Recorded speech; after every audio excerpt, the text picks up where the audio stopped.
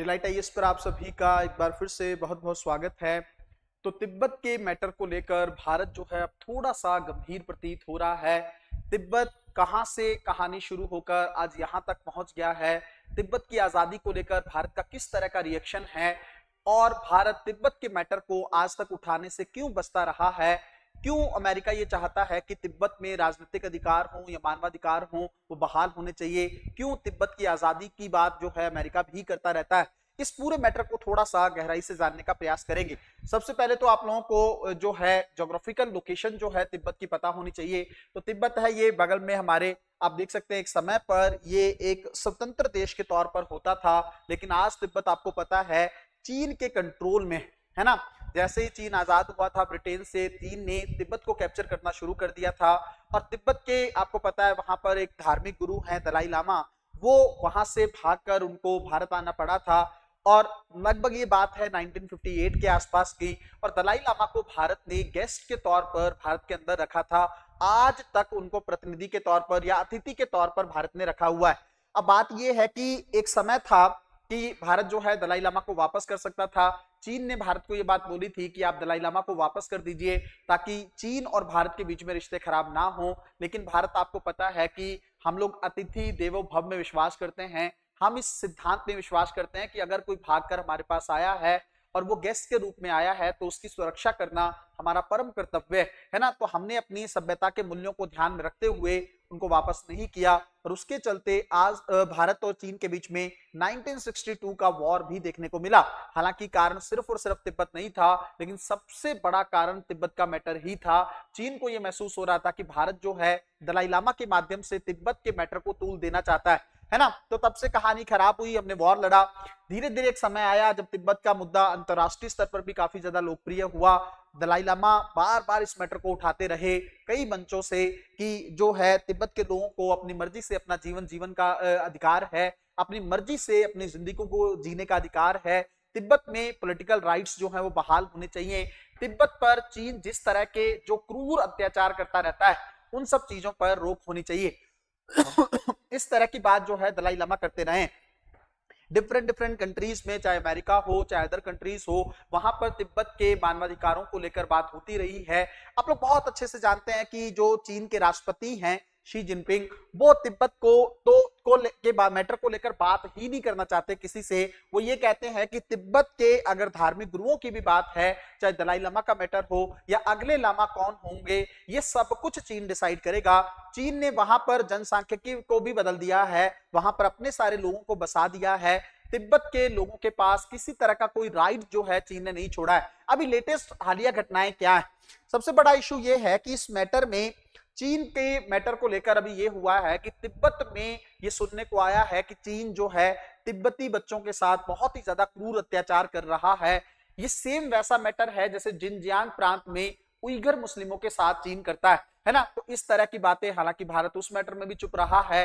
अंतरराष्ट्रीय बिरादरी में किसी ने ज्यादा उसकी बात नहीं की है, अमेरिका की तरफ से मैटर उठता रहा है। लेकिन बात यह है कि चीन का दोगलापन है। एक तरफ तो चीन पाकिस्तान को सपोर्ट करता है, एक तरफ चीन जो है उइगर मुस्लिमों के साथ गलत करता है। पाकिस्तान की भी दोगली रणनीति है कि अगर उइगर मुसलमानों के साथ गलत हो रहा है तो आप मुसलमानों के संरक्षण की बात करने वाले, अंतरराष्ट्रीय स्तर पर इस चीज को लेकर जो है अपना प्रभाव दिखाने वाले, आपको चीन के मैटर को लेकर क्या हो जाता है?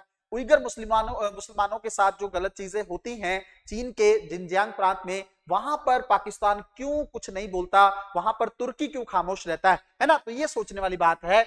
लेकिन अब तिब्बत के मैटर को लेकर कई बार ये आवाज उठने लगी है कि भारत को अपनी विदेश नीति के माध्यम से इस मैटर को जरूर उठाना चाहिए, क्योंकि चीन जो है, आपको पता है, अरुणाचल प्रदेश पर अपना दावा करता है। चीन ने अक्साई चीन जो है कैप्चर कर रखा है। चीन हमारे पाक ऑक्युपाइड जो जो क्षेत्र है जिसको पाकिस्तान ने अवैध रूप से कब्जा रखा है, वहां पर भी चीन ने कुछ क्षेत्र जो है लीज पर ले रखा है। तो ये सारी चीजें अगर चीन कर सकता है, चीन अगर भारत के उस क्षेत्र से, जो भारत का क्षेत्र है पाक ऑक्युपाइड कश्मीर जो है, उस क्षेत्र से चाइना पाकिस्तान इकोनॉमिक कॉरिडोर को निकाल सकता है, तो फिर हम तिब्बत के मैटर पर क्यों नहीं बोल सकते? हम क्यों तिब्बत के मैटर को लेकर अपनी पॉलिसी को नहीं बदल सकते?